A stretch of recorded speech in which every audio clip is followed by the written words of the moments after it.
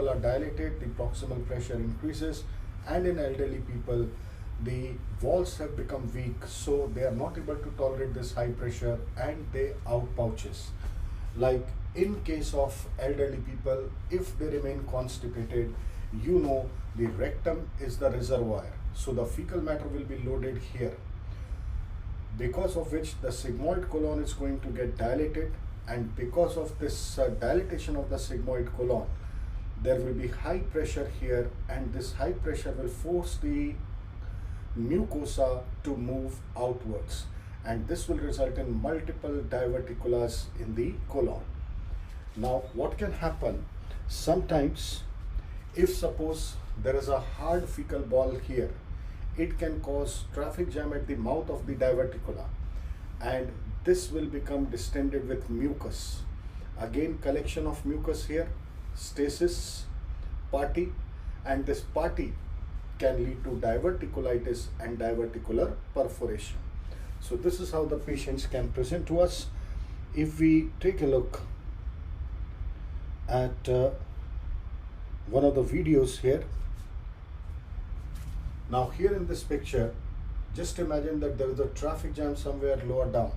Now when the fecal matter is moving here, there can be various outpouchings. Can you see the multiple holes here and there in this colon? So in these multiple holes, what you're seeing, when the feces is coming down, there is a possibility that the fecal matter that can cause outpouching, and that can result in inflammation. If you look at this video once again, just try to focus on that how the fecal matter can get impacted in one of the diverticulas and can lead to the diverticulitis. You can see multiple holes, there will be multiple diverticulas, something like this.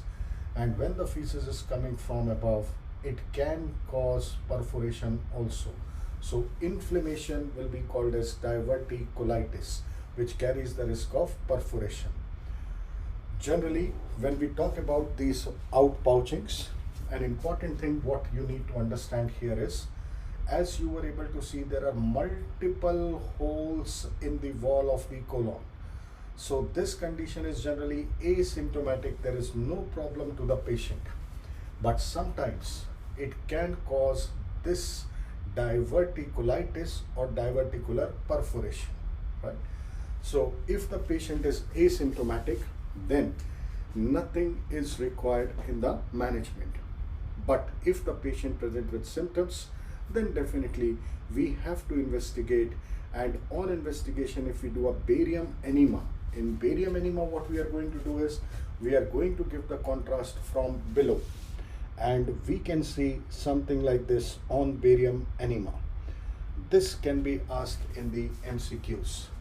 Now when you are giving the contrast from below, you can see multiple outpouchings here and there. I hope you can appreciate these multiple outpouchings here and there.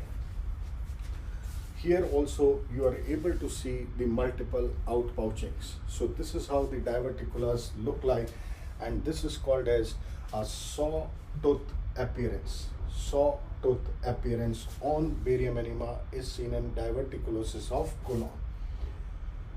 If the patient presents with diverticulitis, then we should not do this barium enema. If the patient presents with diverticular perforation, then we should not do this barium enema, because if you give barium enema in a diverticulitis or perforation, it will leak into the peritoneal cavity and can cause injury to the peritoneal organs. So if the MCQ people want to know investigation of choice for diverticulosis, it is barium enema. Diverticulitis, CECT. Diverticular perforation, CECT, right?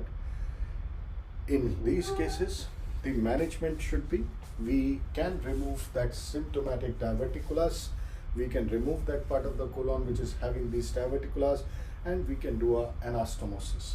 However, if the patient presents with perforation, then you can imagine there will be potty all over the abdomen.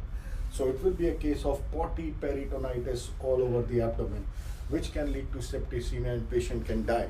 So we need to do a nice peritoneal lavage in this situation. Modi ji's Swachh Bharat Abhiyan, झाड़ू पोछा लगाना है peritoneal cavity में अच्छे से, और patient की ज़िंदगी बचानी है, right? You can do a proximal colostomy also. You can just bring the proximal colon out on the abdominal wall as a proximal colostomy.